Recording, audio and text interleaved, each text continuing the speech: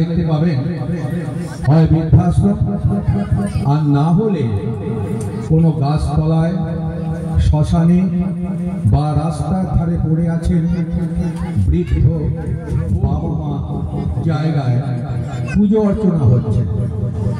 সেখানে দেখবেন তারা ডালা ভর্তি করে, যারা যে দেবতাকে ভালোবাসেন, প্রকৃতপক্ষে তারা কোনো দেবতাকেই ভালোবাসেন না, তারা হুজুকে মাতাল। কি করেন? তার ডালা ভর্তি করে তাদের নিবেদন করে যে তারা বোধহয় অনেক পুণ্য করল, ঈশ্বর তাদেরকে দেখেন না।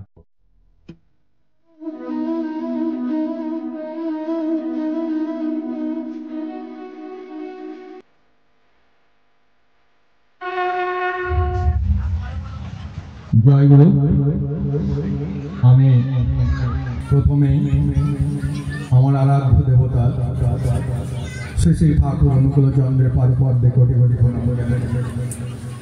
উপস্থিত ঋত্বিক দেবতা, আমার পরম আত্মীয় বৃন্দ, যাজক, তাহলে দেখতে পাবেন হয় বৃদ্ধাশ্রম, আর না হলে কোনো গাছতলায়, শ্মশানে বা রাস্তার ধারে পড়ে আছেন বৃদ্ধ বাবা মা যারা জীবন্ত। দেখবেন বহু জায়গায় পুজো অর্চনা হচ্ছে। সেখানে দেখবেন তারা ডালা ভর্তি করে, যারা যে দেবতাকে ভালোবাসেন, প্রকৃতপক্ষে তারা কোনো দেবতাকেই ভালোবাসেন না, তারা হুজুকে মাতাল। কি করেন? তার ডালা ভর্তি করে তাদের নিবেদন করেন যে তারা বোধহয় অনেক পুণ্য করল, ঈশ্বর তাদেরকে দেখেন না।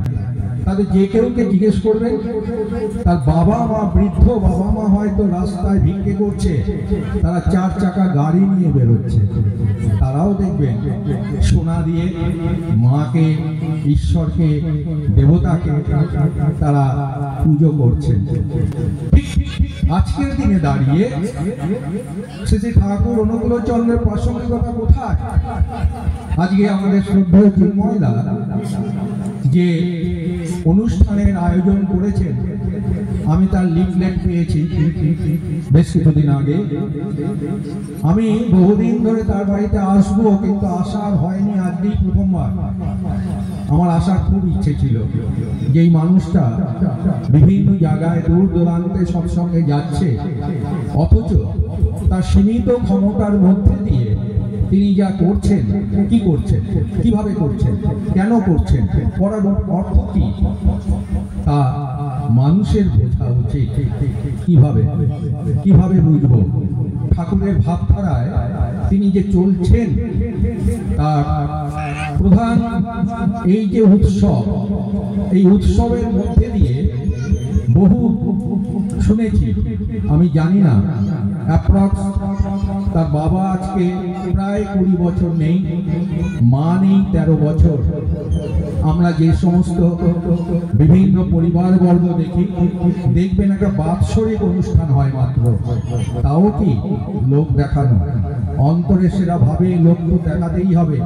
যখন বাবা জীবিত ছিলেন তখন হয়তো খেতে দেননি, কিন্তু একটা বাৎসরিক অনুষ্ঠান করতে হয়, সমাজে থাকতে হলে, তাই তারা করেন, আন্তরিকভাবে বাবা মাকে শ্রদ্ধা করেন না। কিন্তু আজকে চিন্তা করুন তো, যার বাবা আজকে পৃথিবীর বুকে, তার দেহে নেই 20 বছর, মা নেই 12 থেকে 13 বছর, তিনি প্রতি বছর এই দিনকে তিনি উদযাপন করেন তার স্মৃতি তর্পণ উপলক্ষে।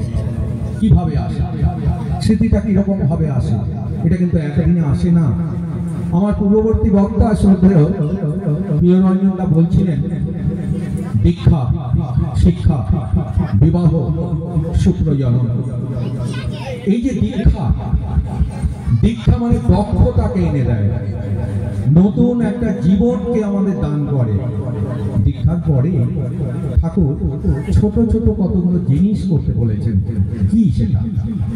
প্রথমেই বললেন, তুমি দীক্ষা নেবে, ব্রহ্ম মুহূর্তে উঠে যারা শুধু দীক্ষা নিয়েছে, সস্তয়নি নেয়নি, তাদের ভোরবেলা উঠে ইষ্ট প্রীতি করতে হবে। তার সঙ্গে তিনি আর একটা জিনিস করে দিলেন, কি? পিতৃভীতি, মাতৃভীতি। ঠিক তার সঙ্গে আর একটা জিনিস জুড়ে দিলেন। কিরকম? বললেন ভাতৃভীতি। আজকে যে পিতৃভীতি, মাতৃভীতি, এটা যে জুড়ে দিলেন প্রথম দিন থেকেই দীক্ষা নেওয়ার পরে, এবং শুধু তাই না, তার সঙ্গে আর একটা জিনিস জুড়ে দিলেন।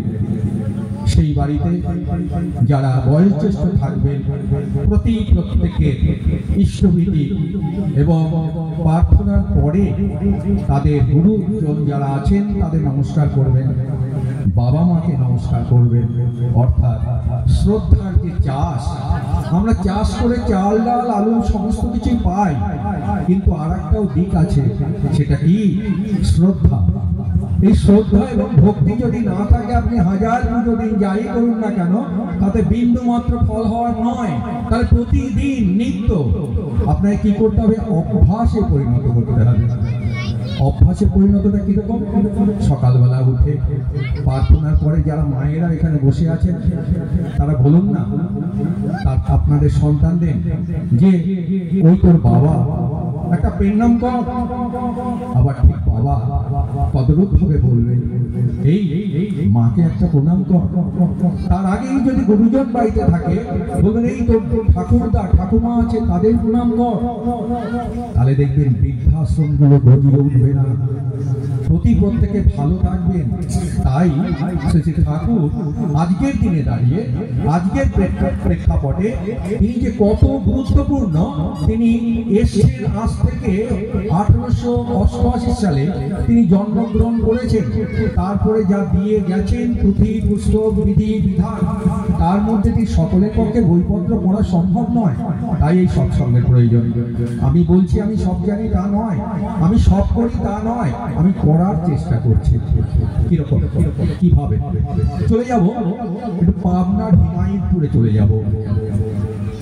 1941 সালে 27 মার্চ ঠাকুর অনুকূলচন্দ্র সকালবেলায় নিভৃতি নিভাসে তিনি বসে আছেন। উপস্থিত আছেন কেষ্টদা, শরৎ হালদার, প্রফুল্ল দাস এবং অনেক গুণীজন, যাদের কাছে আমাদের একটা যোগ্যতা যা, সেটা একটা কণিকার সমতুল্য নয়, তারা সেখানে উপস্থিত আছেন। ঠাকুর কথায় কথায় বলছেন, আমার মনে হয় মানুষের তিনটে জিনিসের খুব প্রয়োজন। কি সেটা? প্রথমেই বললেন অর্জন পটুতা, তারপরেই বলছেন সাশ্রয়ী স্বভাব, তারপরেই বলছেন সর্ব ব্যাপারে তার যেন সৌন্দর্য বোধ থাকে। আর এইটা যারা অধিকার করতে পারে না, তারা জীবনে প্রতিষ্ঠিত তো হতেই পারে না। শুধু তাই নয়, তার সঙ্গে তার ব্যক্তিত্ব এবং তার চরিত্র কখনো সেটা বর্ধিত বিকশিত হবে না। ঠাকুরের ভাষা, আমার নয়। আপনারা আলোচনা প্রসঙ্গে প্রথম খণ্ডে 95 পাতায় দেখবেন ঠাকুর এই কথাটি বলেছেন। বুঝতে পারছেন? 1941 সালে কথাগুলো বলেছেন, আমরা কিন্তু সেটা করি না। এই যে অর্জন পটুতা মানে কি? অর্জন পটুতা মানে হচ্ছে যে কোনো কাজকে খুব সুন্দরভাবে হাসিল করে নেওয়া, অর্থাৎ কাজকে বাস্তবভাবে পরিণত করা। তাহলে এই বাস্তবতা যদি না থাকে, আমি যদি ঠিকভাবে না করতে কাজ করব বলে যদি সেটাকে ছেড়ে দিয়ে আসি, তাহলে আমাদের মধ্যে একটা ডিসটরশন, অর্থাৎ আমরা সেই কাজটা করতে পারবো না।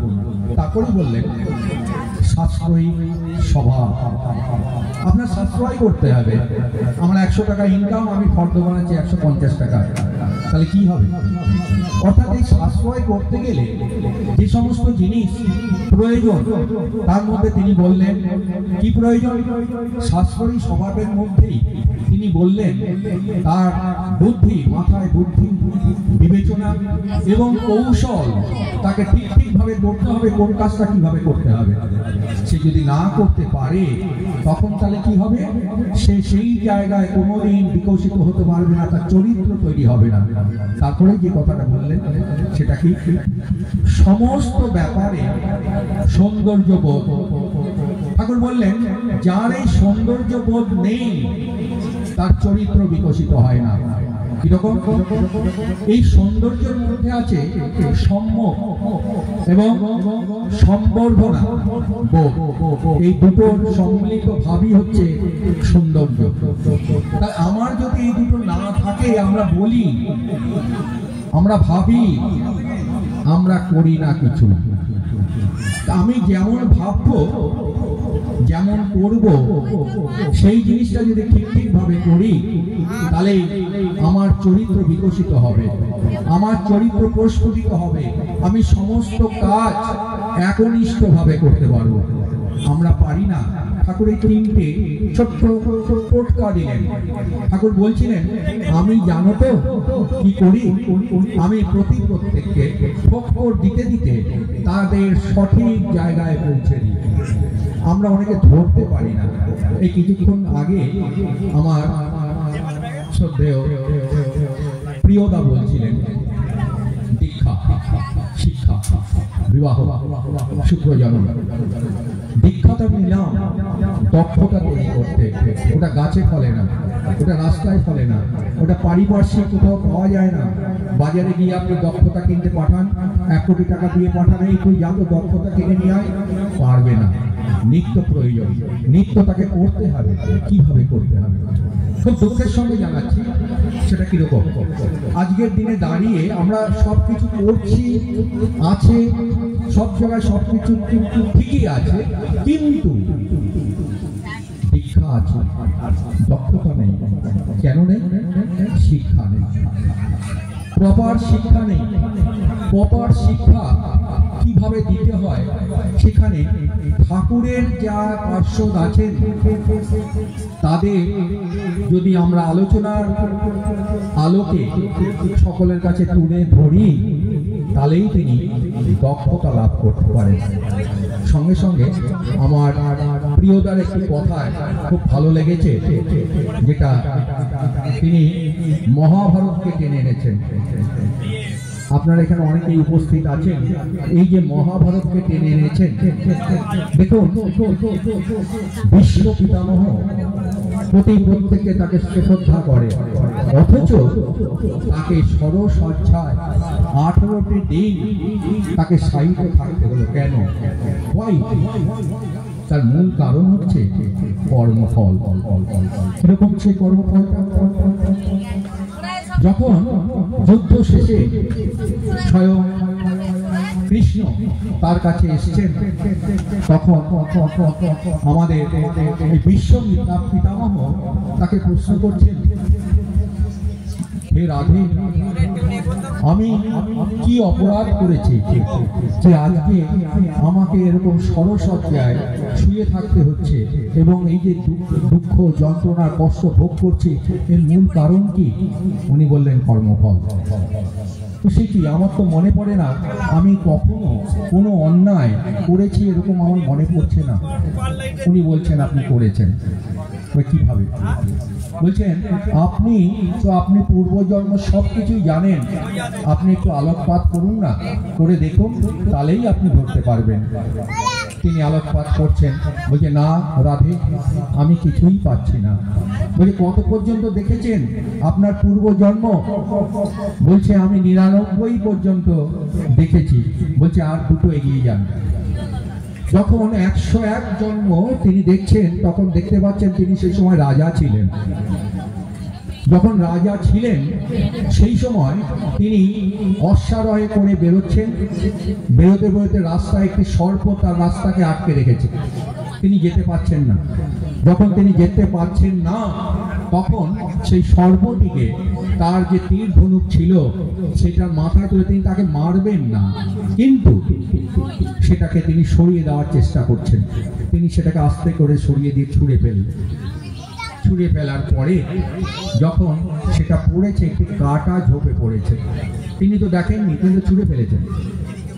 তখন সেই যে কাঁটা ঝোপে পড়েছে, অসংখ্য কণ্ঠ কাঁটা তার শরীরে, সেই সর্পের শরীরে ফুটেছে। সেই যে যন্ত্রণা, কর্মফল। আপনি আজকে যেটা করবেন, আজ হোক, কাল হোক, ভবিষ্যতে 10 বছর পরে, 20 বছর পরে, যখনই হোক আপনি পাবেন। তাই কর্মটা ঠিক রাখতে। তখন তার কি হলো? তখন বলছে, আমি তো কোনো অপরাধ করিনি, আমি তো ওকে বাঁচাতে চেয়েছিলাম, আমি ওকে ফেলেছি, কাঁটায় পড়েছে, আমার কি অপরাধ রাধে? বলছে, আপনার অপরাধ হয়নি, আপনি শাসক। প্রত্যেকটি কীট পতঙ্গ যা আছে প্রত্যেকের শাসক আপনি। আপনি তাকে মারতে চাননি, এটা ঠিক, কিন্তু সে কোথায় পড়লো আপনি দেখবেন না। আপনি রাজা, প্রজার কি হচ্ছে সেটা দেখবেন না। ও কষ্ট পেয়েছে, কষ্টের ফল তো আপনাকে পেতেই হবে। তাই সেই সরসজ্জায় সেই কষ্ট ভোগ করছে। আমরা অনেকেই না খুব চালাক, জানেন তো, খুব চালাক। ঠাকুরের কাছে দেখবেন, ঠাকুরের কাছে বাজারে যাব, বাজারে গিয়ে নকুলদানা, নালে কাটা মিষ্টি, নালে বাতাসা, ছেলের জন্য একটা লালিপাপ নিয়ে আসবো, নালে বড় চকলেট। ঠাকুরের বেলায় আমাদের পকেটে হাত বাড়াল দেখবেন শুকিয়ে গেছে। আরে কি করবো মশাই, এই তো অবস্থা, খেতে পাচ্ছি না ঠিকভাবে।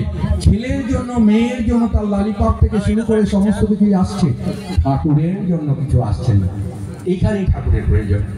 ঠাকুর বললেন, তুই যদি আমাকে 1 টাকা দিয়ে নিবেদন করিস, আমি তোর 1000 গুণ ফিরিয়ে দেব। কিভাবে দেব সেটা যে একমাত্র করে সেই বুঝতে পারবে, না হলে বোঝা সম্ভব নয়। তা আজকের দিনে দাঁড়িয়ে যারা মায়েরা আছেন, বাবারা আছেন, প্রত্যেককে আমি অনুরোধ করব, প্রতিদিন সকালে স্থবিতি সস্তানি করার পর গুরুজনদের প্রতি শ্রদ্ধা রাখুন। দেখবেন আজকে এই যে আপনার মেয়ে বেরোলেই চিন্তা হচ্ছে বাড়িতে ঠিকভাবে ফিরবে তো, এটা করতে হবে না। তাদের চরিত্র এমনভাবে তৈরি হবে যে তারা কখনো বাজে কাজ করতেই পারবে না। আর সেটা করতে হলে আপনাকে আন্তরিকভাবে করতে হবে, লোক দেখানো ব্যাপার নয়। লোক দেখানো ব্যাপার যখনই করেছেন, ভেতরে একটা ওপরে একটা করছেন আর একটা, আপনার কোনো ফলই হবে না।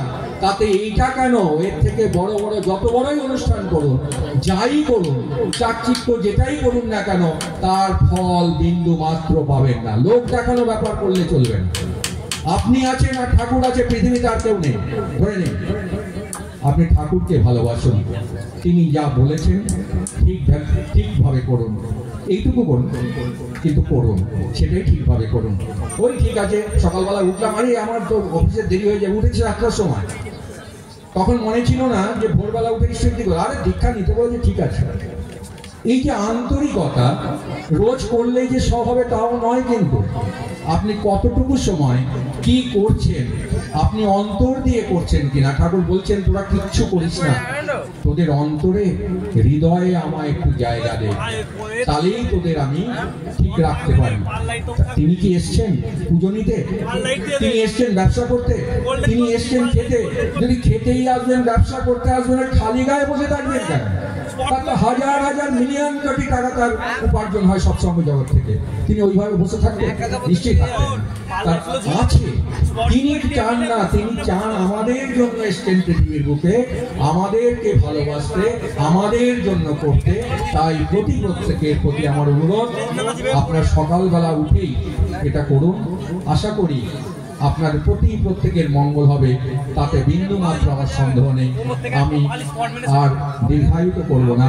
উপস্থিত সকলকে এবং আমার চিন্ময়দা এবং তার পরিবারবর্গ, এই দূরাভাস যত দূর পর্যন্ত যাচ্ছে, তাদের প্রতি প্রত্যেকে ইষ্টময় জীবন আমি শ্রী ঠাকুর অনুকূলচন্দ্রের পাদপদ্মে নিবেদন করে আমি আমার বক্তব্য শেষ করছি। জয় গুরু, বন্দে পুরুষোত্তম।